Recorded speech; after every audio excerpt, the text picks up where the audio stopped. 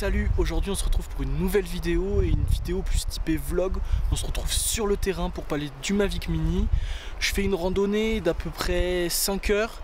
Ça fait 2h30 que je marche et je voudrais vous parler du Mavic Mini, savoir comment il se comporte dans les grands espaces. Est-ce qu'il est assez léger dans le sac à dos pour qu'on ne le sente pas et que ça soit pas trop difficile pour faire des randonnées ou des balades.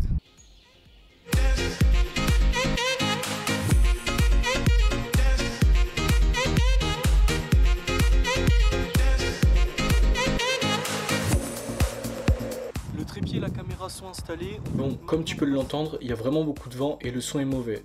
Donc je vais commenter ce que je fais par ici. Pour commencer, je te disais que le Mavic Mini était super léger. En même temps, c'est sa marque de fabrique et c'est vraiment super agréable quand on doit marcher plusieurs heures. L'ensemble du pack constitué du drone, de la radiocommande et des batteries sont vraiment super légers. Et c'est vraiment pas ça qui prend du poids dans le sac. Ensuite, je t'explique comment mettre en place le drone et le faire décoller. On va avancer parce que c'est pas ça qui nous intéresse. En fait, en moins de 3 minutes, le drone est prêt à décoller en mettant la batterie, la carte SD, déplier les bras, enlever la protection de la gimbal, en ayant fait l'étalonnage du compas et en ayant l'ensemble des GPS. Ça y est, je fais décoller le drone et on voit qu'il reste en stationnaire.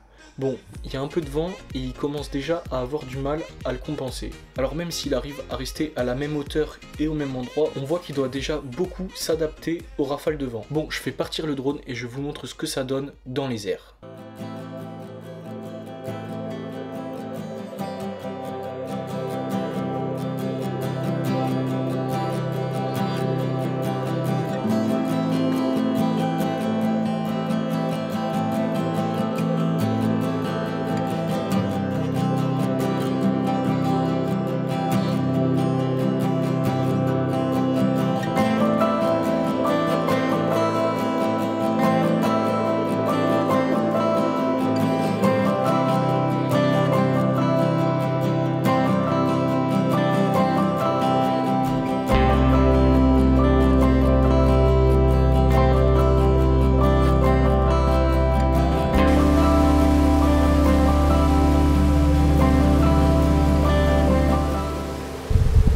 Je suis sur le chemin du retour, j'en ai fini avec les 3 batteries du drone, je suis très content de ce que j'ai filmé et de ce que j'ai pris en photo, mais je suis aussi très content du Mavic Mini.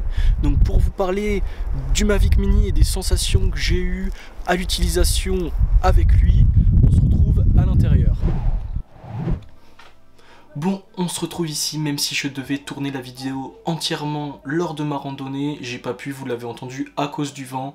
Il y en avait vraiment beaucoup trop, ça fait qu'on n'entend rien.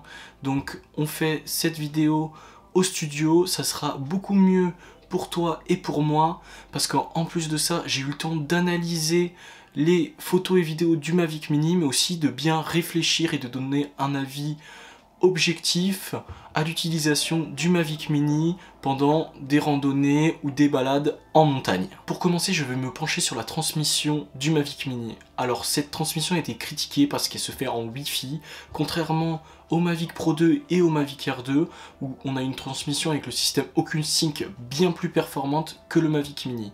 Mais la transmission du Mavic Mini est positive et je vais te dire pourquoi. Lors de cette rando, j'ai eu une seule alerte perte de connexion. Donc ça veut dire qu'il n'y a pas eu de perte de connexion entre le drone et la radiocommande, juste une alerte comme quoi ça pourrait arriver. Donc j'ai juste eu à bouger les antennes, les remettre dans le bon sens et la connexion est revenue directement. Alors a priori en montagne, la transmission du Mavic Mini est suffisante, mais il faut relativiser car en montagne il n'y a aucune interférence avec d'autres types de connexions. En plus de ça, je tiens à préciser que je n'ai jamais perdu le drone de vue et qu'il n'a jamais dépassé le plafond de 150 mètres de haut. Donc ça veut dire que j'avais toujours le drone à vue et qu'il n'est jamais allé très loin. Pour conclure sur la transmission du Mavic Mini en montagne, on peut dire qu'elle est suffisante, mais qu'elle peut se trouver limitée dans d'autres contextes, comme par exemple plus proche d'une ville ou alors en forêt. Bon, on passe à la partie vidéo et c'est vraiment un point positif de ce drone pour 2 raisons. Premièrement, car l'image est stabilisée et ça fait toute la différence. En effet, on a la gimbal qui stabilise sur 3 axes mécaniquement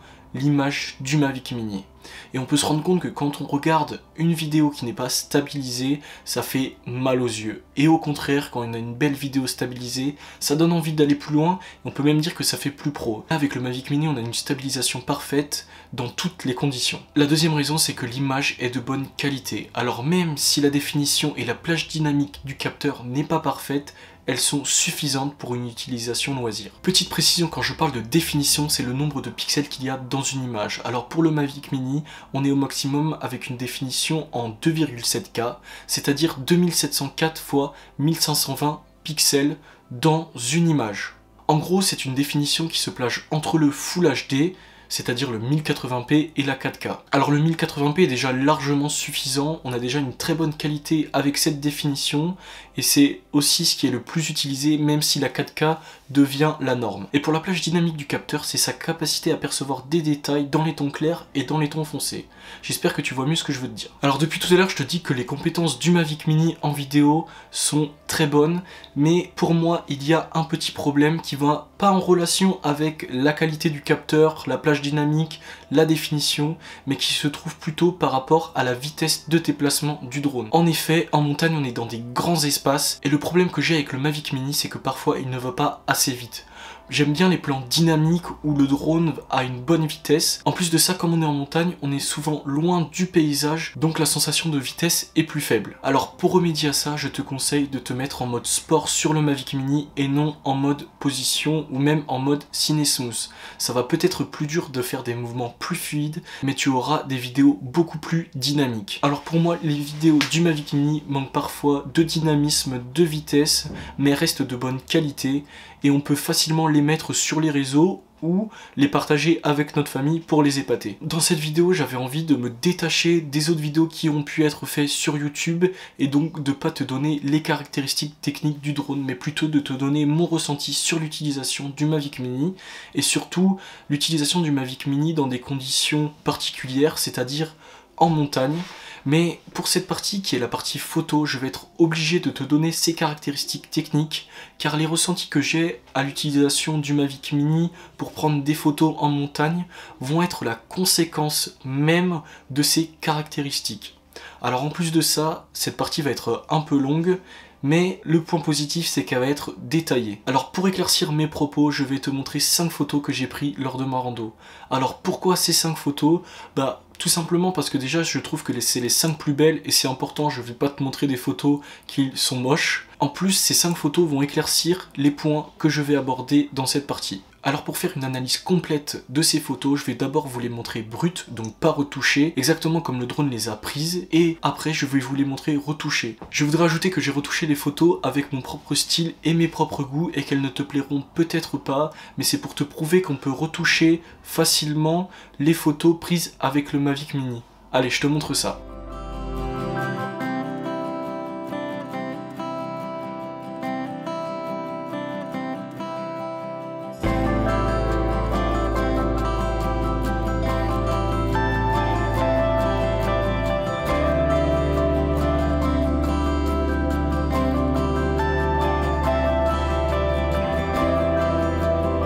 Alors je suis plutôt content des photos que j'ai prises avec le Mavic Mini, d'une part par leur composition, mais aussi par leur qualité.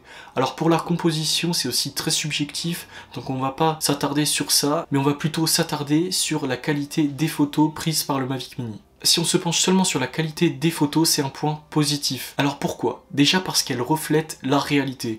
Pour moi, elles sont plutôt naturelles, les couleurs sont pas trop saturées, on a la ligne d'horizon qui est toujours gardée, et elles sont nettes dans l'ensemble. Mais il y a quand même 2 petits bémols. Premièrement, le ciel est souvent cramé, dû à une surexposition de la photo. Mais pour ça, on peut changer dans l'application les paramètres, alors je te montre ça tout de suite. Rien de bien compliqué, si tu es en mode automatique, il suffit de baisser les EV en bas à gauche de l'application. Et si tu es en mode manuel, tu dois augmenter la vitesse d'obturation. Par exemple, si tu es à 1 sur 100, tu peux passer à 1 sur 500. En fait, c'est toi qui vois quand le ciel n'est plus cramé. Le deuxième point négatif, c'est que les photos ont une définition de 12 mégapixels et ça peut être limite dans certaines conditions. et par exemple en montagne. Donc on sait qu'en montagne on est souvent dans des grands espaces avec une photo où il y a énormément de choses dessus, et comme on peut voir sur cette photo, on a énormément d'informations avec la forêt, un premier plan très proche et un deuxième plan qui est bien plus lointain. Et on voit que la photo n'a pas assez de pixels pour gérer tous les endroits où il y a beaucoup d'arbres avec un fort contraste. Alors juste avant je t'ai dit qu'il y avait 2 bémols dans les qualités du Mavic Mini, mais en fait on peut en rajouter un troisième. Et ce troisième, vous allez peut-être le deviner, c'est qu'il n'y a pas de RAW sur le Mavic Mini. Alors le RAW c'est quoi? Le RAW c'est un format qui permet à la photo d'enregistrer le plus d'informations sur celle-ci. Donc ça veut dire que ça sera beaucoup plus facile à la retouche après et qu'on pourra récupérer encore plus d'informations. Par exemple dans les ombres on verra beaucoup mieux et dans les hautes lumières séparées on pourra récupérer beaucoup plus de ciel. Mais pour moi c'est pas vraiment un point négatif parce que comme on l'a vu, j'ai pu retoucher les photos du Mavic Mini, on voit qu'il y a quand même un travail qui a été fait dessus, on peut récupérer un peu de ciel, on peut récupérer un peu d'ombre, rajouter les couleurs comme on veut, un peu plus de vert, un peu plus saturé les bleus, du style que l'on veut. Pour moi le format JPEG suffit largement, surtout que la plupart des utilisateurs du Mavic Mini ne vont pas retoucher leurs photos ou alors vont faire des petites retouches simples sur le téléphone ou sur l'ordi. Donc pour moi les photos du Mavic Mini sont de bonne qualité, elles ne sont pas parfaites mais elles sont suffisantes. Surtout pour des personnes qui ne vont pas retoucher leurs photos car les photos brutes sont de bonne qualité, on va pouvoir facilement les exploiter, les partager, les mettre sur les réseaux sans aucun souci.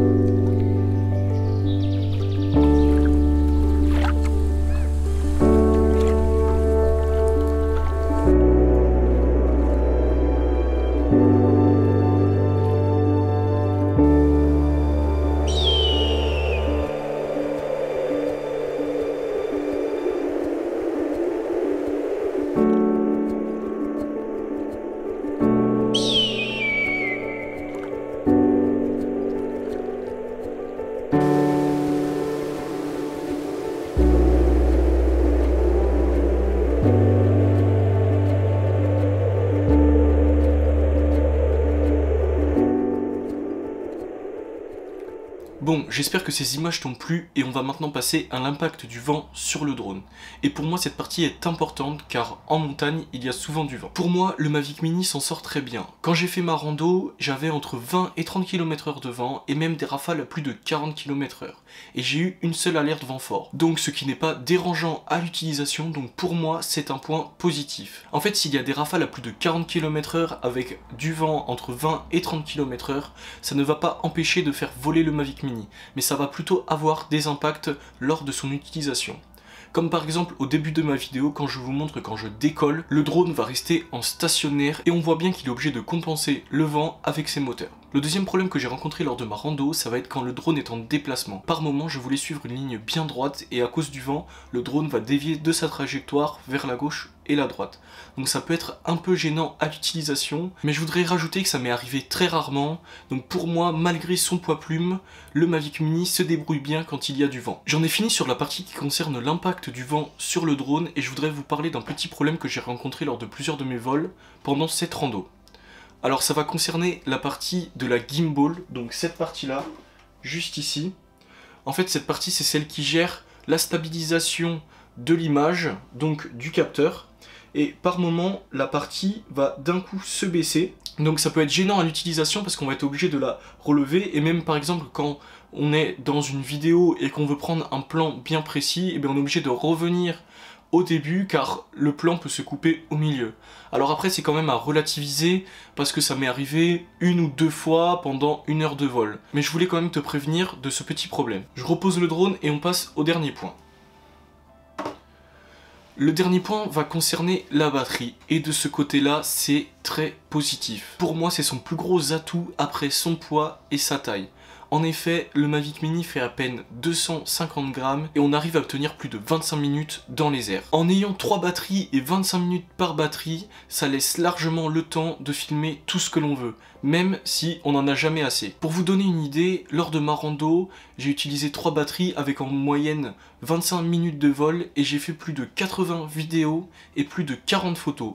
Donc c'est largement assez. D'ailleurs pendant ma rando j'ai utilisé 2 batteries et demie pour filmer le lac et ses alentours et je me suis gardé plus de 60% d'une batterie. J'ai bien fait parce que j'ai trouvé un spot super sympa sur le retour, donc je te montre ça tout de suite.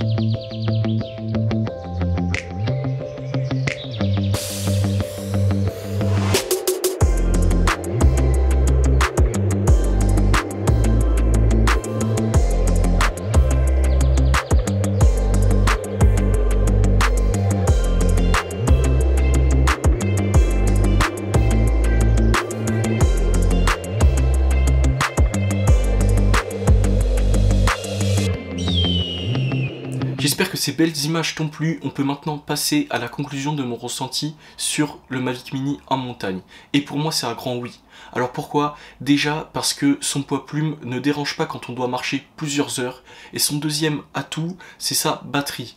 En effet, sa batterie tient plus de 25 minutes. Et quand on est en montagne, on peut parfois aller plus loin que d'habitude comme on est dans des grands espaces. Et la batterie n'est pas un frein à cela. Alors même si parfois il y a un petit problème avec la gimbal, c'est très rare et en plus c'est pas très dérangeant à l'utilisation.